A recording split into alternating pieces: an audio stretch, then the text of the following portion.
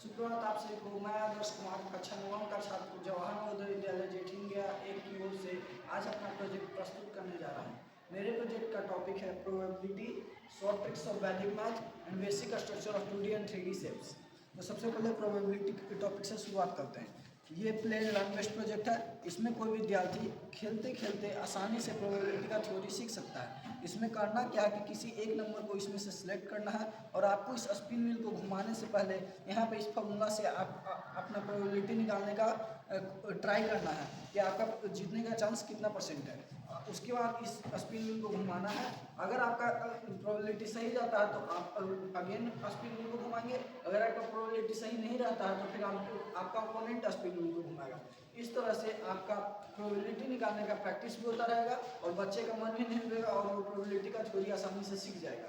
यहाँ पे वो कोई भी एक number, even number, odd number और प्राइम नंबर आदि का भी प्रोबेबिलिटी निकाल के अपना आंसर यहाँ से चेक कर सकता है। ये एक एग्जाम्पल की तरह भी वर्क कर सकता है।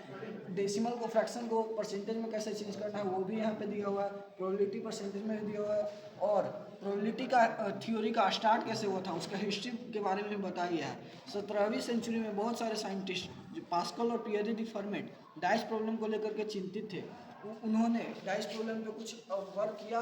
वही वर्क बाद में प्रोबेबिलिटी का बिगिनिंग हुआ और उसी से बाद में प्रोबेबिलिटी थ्योरी का शुरुआत हुआ। अब आते हैं हम वैदिक मैथ ऑफ शॉर्ट ट्रिक के टॉपिक पे। तो यहाँ पे आप देख सकते हैं कि ये ट्रिग्नोमेट्री का फॉर्मूला लिखा हुआ है। 10th क्लास में हम लोग को ट्रिग्नोमेट्री पढ़ना होता है। इसमें बहुत सारे वैल्यू याद करना होता है जिससे कि कई बच्चे इसको याद नहीं कर पाते हैं। इसलिए मैंने वैदिक मैथ में से ढूंढ करके एक शॉर्ट ट्रिक निकाला है जो ट्रिग्नोमेट्री के वैल्यू को आसानी से याद किया जा सकता है, जिसके द्वारा इसमें इसका शॉर्ट ट्रिक ये है LRLY4 अंडर रूट। ये साइन का है, L/4 साइन का हो जाएगा, कॉस का R/4 हो जाएगा, टैन का L/R हो जाएगा, कॉसेक का कॉसेक सेक और कॉट का साइन कॉस और टैन के क्रमशः अपोजिट हो जाएगा क्योंकि ये इसका अपोजिट होता है। इसमें L का मतलब लेफ्ट, R का मतलब राइट है और 4 का मतलब 4 ही है।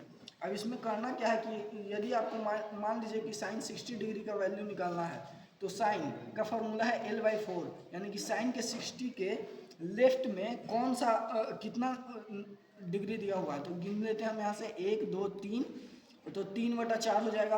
अंडर रूट 3/4 तो फिर 3 का स्क्वायर रूट कुछ नहीं होता तो अंडर रूट 3, 4 का स्क्वायर रूट 2 तो रूट 3/2। अब यहाँ पे आप देख सकते हैं कि साइन 60 डिग्री का वैल्यू होता है रूट 3/2। इस प्रकार से हम किसी भी नंबर का वैल्यू इसके द्वारा आसानी से निकाल सकते हैं। सेकेंड है हम लोग का स्क्वायर निकालने का शॉर्ट ट्रिक। ये हम अगर MCQ है क्वेश्चन तो उसमें हम यूनिट डिजिट के द्वारा भी चेक कर सकते हैं कि वो उसका स्क्वायर कितना होगा, या फिर A+B का फॉर्मूला पे भी हम उसको निकाल के देख सकते हैं। जैसे कि यहाँ पे 97 का स्क्वायर निकालना है तो हम सबसे पहले 90 का स्क्वायर निकाल देंगे 90 + 7 का होल स्क्वायर से। तो 90 का स्क्वायर निकाल देंगे, उसके बाद 90 × 7 × 2 करके निकाल देंगे और लास्ट में यूनिट डिजिट का स्क्वायर निकाल के 7 का स्क्वायर 49 तीनों को ऐड कर देंगे जिससे कि हमारा स्क्वायर आसानी से निकल जाएगा। तो आंसर आ रहा है यहाँ पे 90 का स्क्वायर बराबर 8100, 90 × 7 × 2 बराबर 1260 एंड 7 का स्क्वायर बराबर 49। 8100 + 1260 + 49 = 9409। ये 97 का स्क्वायर है।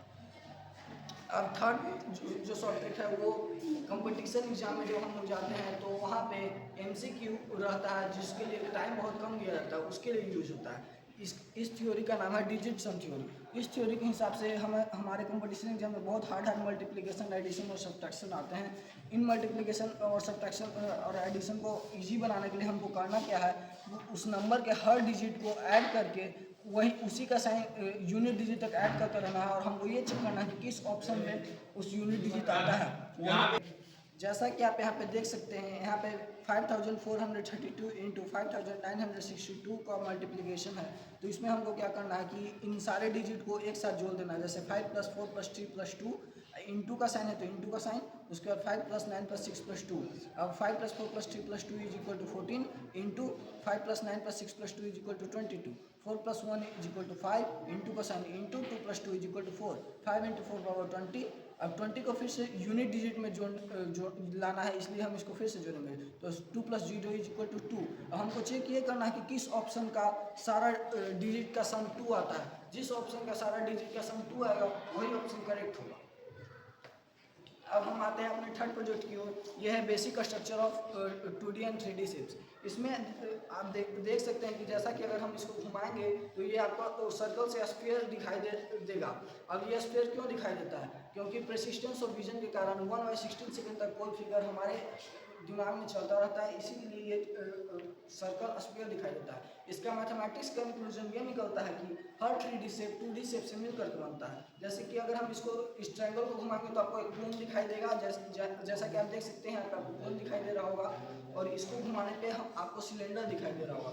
यानी कि सिलेंडर और कोन और स्फीयर का बेसिक स्ट्रक्चर जो है वो स्क्वायर, ट्रायंगल एंड सर्कल है। Thank you.